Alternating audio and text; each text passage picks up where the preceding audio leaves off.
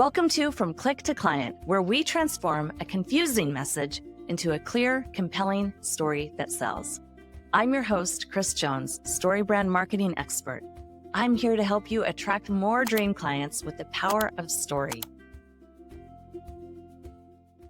Welcome to the podcast, Geoffrey Halsey. Geoffrey is a longtime client of mine. We've done lots of work together. And today what we want to talk about is really the things that he's done in his business that have helped him work less and make more money. So Geoffrey, tell us a little bit about yourself. And thanks for having me on. So I own a business in Portland, Oregon, and we get a lot of rain here in Portland, and it really wreaks havoc with old windows.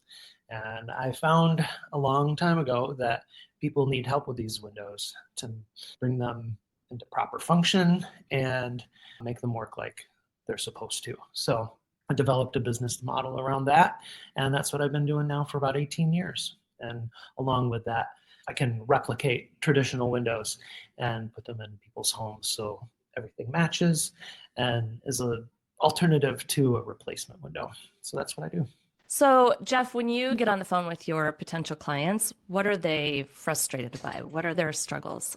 You know, a lot of times people find me through web search, and usually they're living in a home that is upwards of 100 years or more old, and they've been dealing with these old sticky windows. They've never quite worked right, and they're on the hunt for a solution.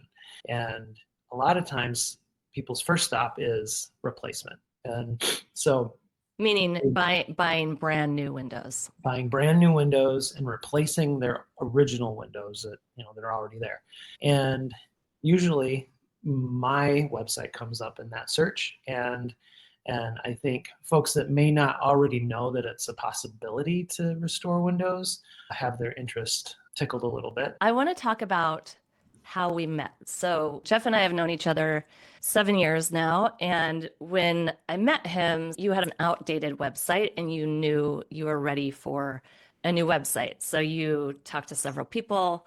I was one of them. And fortunately, we got to work together. So what I originally did for Jeff's company was to rebrand it. So we freshened up the logo and the overall brand palette. And then we totally revamped the website and kind of brought it into this modern day and age. So Jeff, do you want to talk about that phase of working together? Certainly. So you're right. When we initially came together to work on my website, it was pretty outdated. It was your real traditional, and I think it was all code-based. And, I remember there being a really in-depth and detailed About Us page that was, no one's going to read all that. A lot of history about our name and why we chose what our name was. It was a place to start, but after 10 years of having that website, it was definitely time for a change. Okay, so full disclosure, Jeff and I met 7.5 years ago. We became friends. We had a working relationship and a friendship.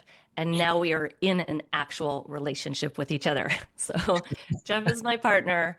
And because of that, we're constantly talking about marketing and ways that he can up-level his business and really continue to hone his marketing game so he can essentially work less, make more money. That's the ultimate goal.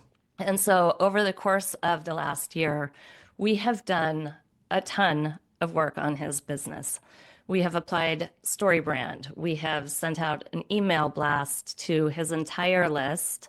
We have created AI headshots for him. We have set him up with a calendaring system called TidyCal. That's really allowed him to automate calls with his clients so he doesn't have to manually do the back and forth that comes with doing that via email. Eliminating that back and forth is huge. It's been really... We've created yard signs, door hangers, and van magnets. So his brand is literally driving around town and in neighborhoods. We have implemented AI tools in a lot of different ways.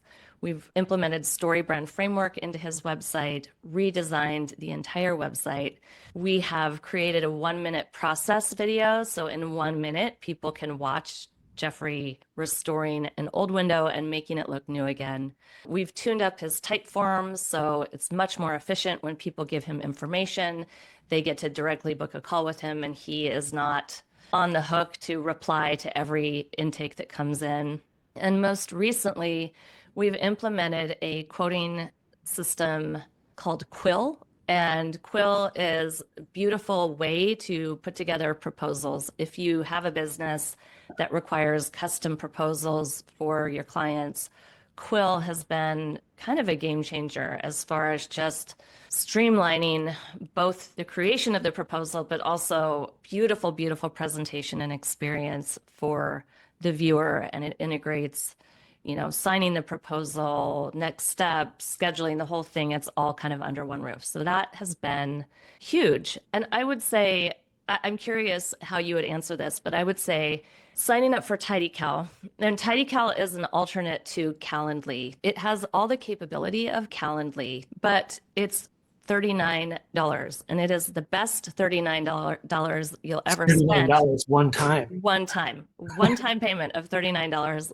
Yeah, I feel like I'm getting away with something when I use it. But yeah, it's a really great product. Yeah. So tell me like what that's been like for you to automate that part of your business. Because from my perspective, I feel like you're at least getting about 5 hours back per week using this tool.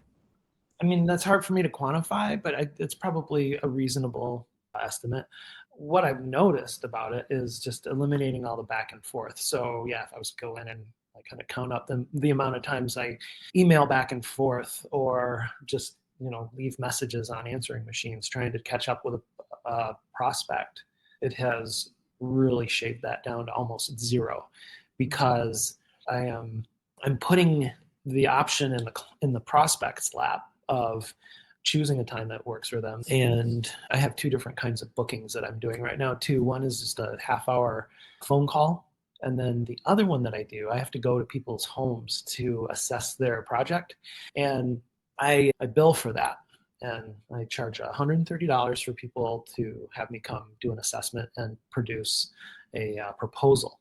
And I can collect that payment when they book that meeting, which has been really cool. Like I don't even have to think about any of it. It just happens. And so it's all very seamless and it works great. I've been really super pleased with how that works. So prior to all of this, like the old way was you go back and forth to book the initial site visit. You send them a separate invoice for the site visit, which they may pay or they may not pay. And then you show up to the site visit and gather your information, then go back and work. Without AI, an estimate was taking you either half day or a full day. I'd say about like half day is a good average, yeah.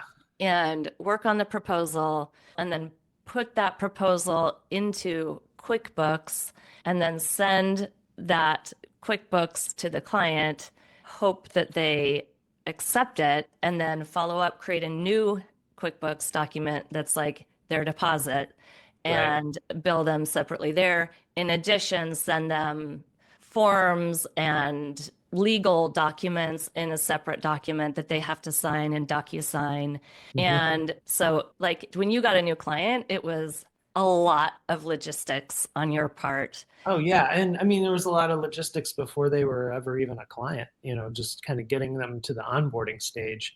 There was a lot of back and forth. And I mean, really like all of these things that you listed kind of at the top of this episode are things that are happening within my sales pipeline, all, before they're ever a client. And which is where I was really struggling for a long time, where I was consistently bottlenecked. And I have to take advantage of all my leads, and I have to kind of try to treat them all with the same amount of attention and immediacy. And so being able to get through those initial stages and making those things happen quickly while the client is interested has been really key. Right. And actually, like with every day you wait to get back to them, your odds of getting them to say yes get cut in half. And so if you reply within that 24-hour time range, they're way more likely to work with you because it sets the tone that you're responsive, that you're on the ball, and that you're professional. Whereas we all know what it feels like on the other end if you send an email to a company and maybe you want to work with them and then you don't hear back from them for 5 to 7 days. You've just had not a super positive first impression of working with them. So the beauty of all of this is that it's making your life easier, but it's also really giving your customers a more accurate feel for what it's going to be like to work with you because you take such good care of your clients. And that really wasn't coming through in the clunkiness of the beginning stages of the relationship. Yeah, that's true. Yep. So often in Oregon, we talked a little bit about the rain. In the winters, people go into their caves in Portland and nobody wants to come outside. People go to bed early, they sleep in later. And so what happens around the holidays for Geoff is that things get quiet, right? People aren't thinking about making a big investment because they don't even want to deal with a big decision until the new year hits. So it's really hard to keep the pipeline full and get people excited about signing on the dotted line pre-holiday in that whole month of December, which is really difficult for a business like yours because you really need to keep that pipeline full and going. Oh yeah, yeah. We have a lot of overhead and just kind of keeping a steady stream of revenue coming through is really important. Yes. So one of the things that we decided to do was to really just reach out to Geoff's entire email list and the whole thing. The whole list. And I think you have about 1,500. Is that right? Yeah. And Geoff doesn't have a lead magnet or anything like that. So all of these 1,500 people have literally emailed Geoff wanting to potentially work together at some point in time. All of these addresses were derived through just organic type form submittals. People that found me submitted an inquiry and just did, and now they're in my system, and I have access to all of those addresses. So we decided to email everybody and just check in. And so the first iteration of that email was kind of felt like a winter newsletter, like, hello, hello audience, hello homeowner, and this is what we're up to, and hope you have a wonderful holiday. And it felt long. I can't even fully remember it, but I remember looking at the first draft and thinking, this feels like a newsletter that has been sent to 1,500 people. Yeah, it's funny, I forgot that there was even that iteration, but yeah, you're right. Yeah. And so what we ended up doing is we worked together and basically we wrote the email to one person. We said, how would we craft this email if we were checking in with a potential client or a lead who we'd talked to 3 months prior. And so it was way more casual. Hey, Nick, just checking in. Are you still looking to get your windows restored? And then we maybe added another line of text. And we included a video in there, right? Didn't we include that video in there? Yeah, we got the video in there. And but I think the whole key was keeping it light and super short. So the beauty was it had a little 1-minute video in there watching him do his work. And it was a 2-sentence email that felt very much like Geoff was personally checking in with that one particular client. And so tell us about what you were feeling when you hit send on that email. Yeah, so you and I spent some time crafting the message, getting it ready. I think I sat on it for a couple of days, just kind of mapping out how it was going to go. And I think I hit send on a Wednesday or a Thursday. And I was feeling good and like, okay, it's going out. And then I realized that I had sent this to upwards of 1,500 people, and I had this sort of dark cloud fall over me, realizing that I was potentially going to need to be managing a lot of incoming email. And, hindsight being 2020, I might have broken it up into a few smaller bite-sized bits, but as things go, I managed it. I think I generated probably maybe 80 to 100 previous contacts got back in touch to one degree or another.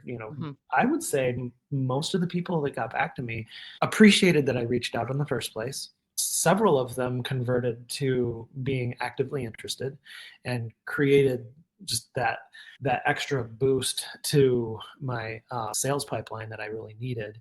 And since then, I've converted a couple of them. So it was valuable, and it did what it needed to do. Tell me how it feels now when you send people to your website. How do you feel when you're doing that now? It's such I consistently get really like rave reviews about my website. Like I'll walk through someone's door after we've set up a meeting, and one of the first things that I hear a lot of the time is, man, your website looks so good. It works really well. It was easy, all of the things that you want to hear. And so I know from my client's perspective, it really works the way you want a website to work. So just knowing that gives me a lot of confidence in that I can, this is something that I can present to people and be truly like proud of it, and really believe that it showcases what my offers are and why I'm here doing what I do. It speaks truth, and it does a little bit of education on the front end too, because what I do is not widely known about. And so a lot of what I have had to do historically is educate people about it and let them know that it's possible.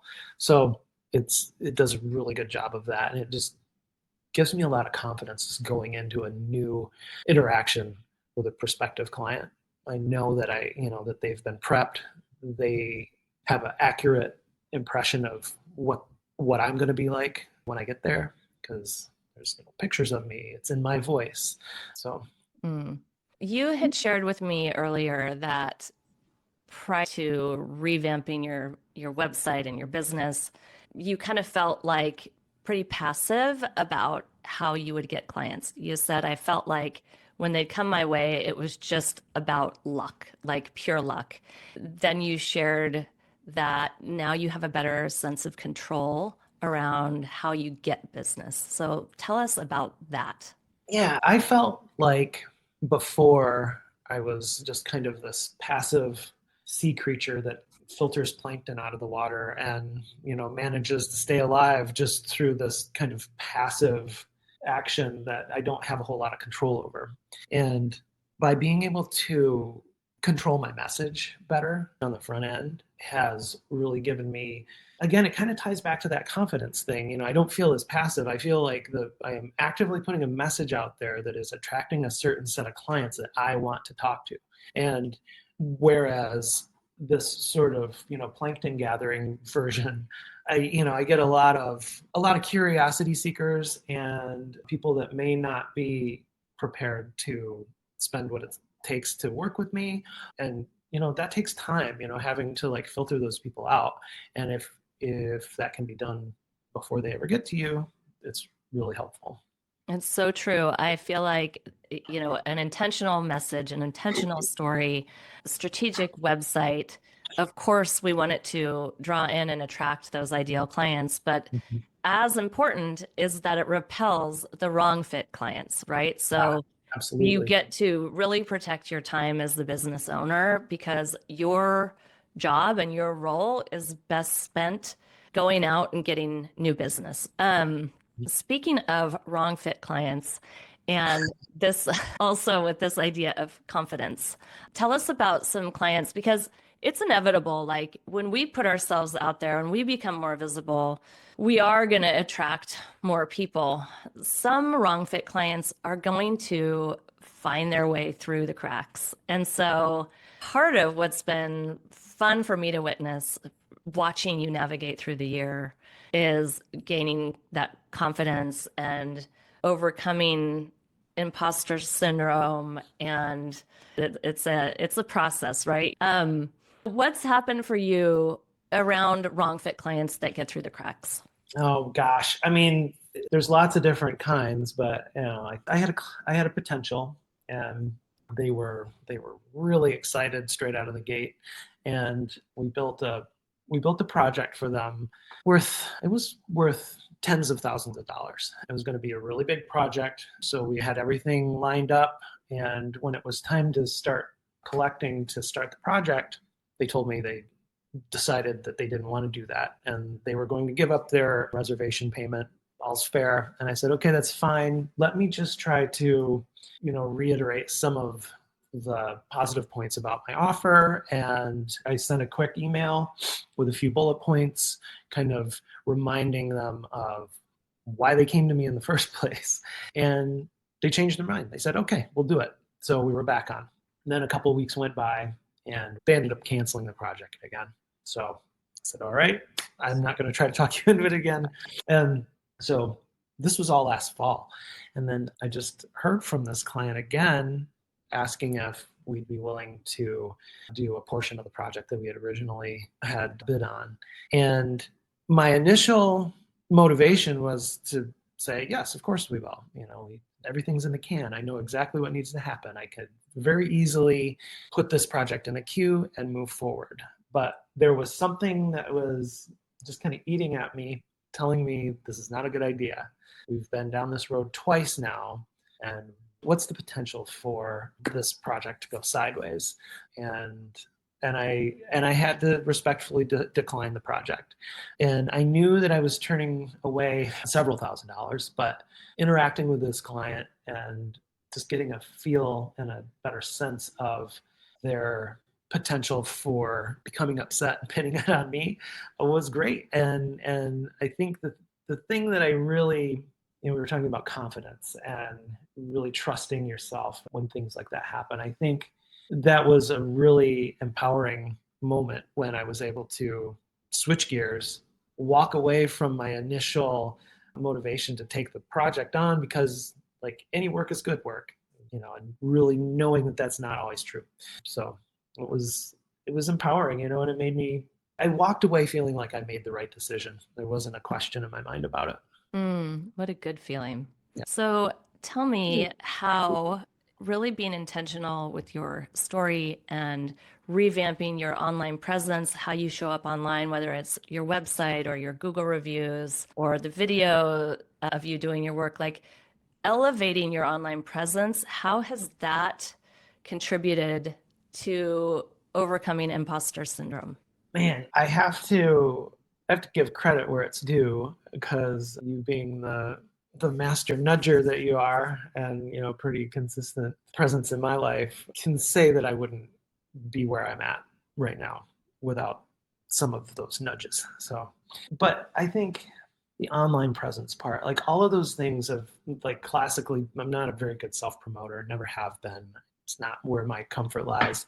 So it has been a growing experience to really try to fit into those shoes. And as I do, like as I kind of inhabit this space that I haven't classically been used to, it just by doing it has given me more confidence. And I think all of these interactions that I have with my clients now, kind of moving forward, and like they all kind of build on each other, and they all sort of bolster my own inner sense of my expertise and knowledge base. And I know that I have those things, but it is a tangible, it's a tangible example of it being true, if that makes sense. Geoff, what's changed for you in the last year as a business owner? I think a lot of business owners would probably say something similar to this, but it's just the ubiquity, or the developing ubiquity of artificial intelligence, as it really, just like the easy access to it that we have now, has really completely changed the way I do my proposal writing. Whereas a year or so ago, everything used to happen within the QuickBooks platform. I would have some basic menu options that I would choose from, and I was constantly having to modify them. And if a project was at all outside of my regular scope, which they often are, there was just a lot of continual tweaking and a lot of brain work and a lot of keeping things categorized and trying to think of ways to categorize them in the most presentable fashion. And as I've gotten more and more comfortable with using AI, I use Claude specifically, just the amount that it's taken off my plate just from an organization standpoint is just incalculable. Being able to just brain dump into just a simple Google Doc and then being able to plug that into the AI and it just sorts it out. And it gives me such a good jumping off point to then be able to modify and reiterate. And it's really pretty amazing. And I think if you are a business owner that spends any amount of time in, and I'm going to call this a creative process because it is, you have to create a narrative, but you also have to be organized about it and you have to do the math. And it's just a really good thought partner in helping you organize all that stuff. And it's been hugely important. And I can't see ever going back to the old way. Oh, no. Yeah, a couple of things that you've been doing that I think are really cool are you've been recording your site visits. So you'll go to a client home, you'll just press record and it will record your conversation, and then you can go back and plug that into Claude. It will basically make sure that you do not forget any detail about what they need and what you need to pay attention to. Exactly. You can also talk into it and just brain dump verbally, which is really cool. And then I think the most game-changing thing that you've done is, well, you should know, Geoff is a master at spreadsheets. He loves spreadsheets, and they are not my jam, but they're his jam. And so he has all this data and it's very organized in the spreadsheet. And what he's been able to do is just literally copy and paste that spreadsheet into Claude, and then Claude converts that into. Yeah, I can totally analyze it for the most part, and I'm learning how to organize my spreadsheets better so the AI can analyze it more efficiently. We're teaching each other. It's kind of weird, but yeah, my spreadsheets are pretty unwieldy, or at least were, and I've had to really tighten them up and really and make some decisions about what kind of information I want to present and kind of standardize some things. So it's just the whole process has been just a lesson in organizing my thoughts and how I think about the way I present a proposal. It's been totally game-changing. Yes, completely game-changing. I mean, I used to watch you agonize over these proposals for hours and hours, and like you'd be plugging away at the same proposal multiple days in a row. Yeah, and it was torture, right? And then it was kind of like all this work, and they might just be like, nope, we went with somebody else. So it's like, it's really frustrating. And back in my earlier days of my career, I did a lot of proposal writing, and it was always my least favorite thing to do, right? I created a proposal for you 8 years ago-ish, and you accepted it. Thank you. So, okay, let's dig a little bit deeper. We're getting to the real meat. So Geoff and I would say once a week, we like to go to this dive bar in Portland, Oregon. It's called Yours, YURS. And there are no windows. It's just this very dark cave. And we always sit at the bar. And I remember a couple months ago, he was telling me that he got an email from a client he had given a proposal to. And essentially, the email said, this is way too expensive. I would never consider moving forward with a project that's this is ridiculous. This is ridiculous. Like, essentially, that's the vibe of the email that he got from his client. And so, of course, like, we're all human. And of course, that's gonna hurt your feelings, essentially. Like, it doesn't feel good. Personally. And we all do. And I think, as service providers, we have big hearts. We really care about our clients and we want them to be happy. And when people get attitude with us, it will affect us, period. Anything goes wrong, you're thinking about it in the shower, or it's with you until you've kind of navigated through all these emotions. Right. So I want to hear about what you did to really accelerate the processing of your emotions behind that email. Well, so one of the things that I use AI for is to help me quickly generate email. And it isn't that I'm just, blasting out solely AI generated emails. I usually just kind of use it to, get the basic structure, and then I tune it up and give it my own voice and send it away. And this particular one, I wanted to handle gracefully, and I wanted to at least advocate for myself a little bit. And, because I was feeling my feelings were a little hurt. And so I started doing that, and Claude helped me craft something that supported my position, gracefully walked away. Claude had produced this lovely message with all of the required components, and then I believe I said, okay, so what would this message look like if I wanted to be a real jerk? And then Claude really stepped up to the plate and said something like, oh, you want to be nasty? And it produced a really scathing reply, and that made me feel pretty good. And at the end of its reply, it said, remember, you don't want to send this, but it sure feels good, doesn't it? Would you like to try again? A little nastier? And I said, yeah, let's do it again. And so it produced a new version that was even more acidic than the first. And at the end, it said, would you like to go again? And I said, I think its exact words were, would you like to go harder? And I said, yeah, go harder. And then it really delivered the goods. But all of this is to say, it was a very cathartic experience to be able to kind of work through some of those thoughts and kind of pretend to create this message that I obviously never sent, but it was useful. It's like you've got someone who's on your team, that's by your side, that's validating your value and why this guy, isn't valuing you. And yeah, I just remember looking at the chat because you shared it with me, and it was like iteration after iteration, go harder, go harder. Yeah, it was like it just got more and more fun, like the harder you went. And I think ultimately, that whole thing probably took you 10 minutes or 15 minutes, right? If that. Yeah. But you came out of it totally at peace with this whole situation, right? And you sent a very polite, very graceful email reply to this guy, but you had gotten all that muck out of your system, and Claude had really helped facilitate that process.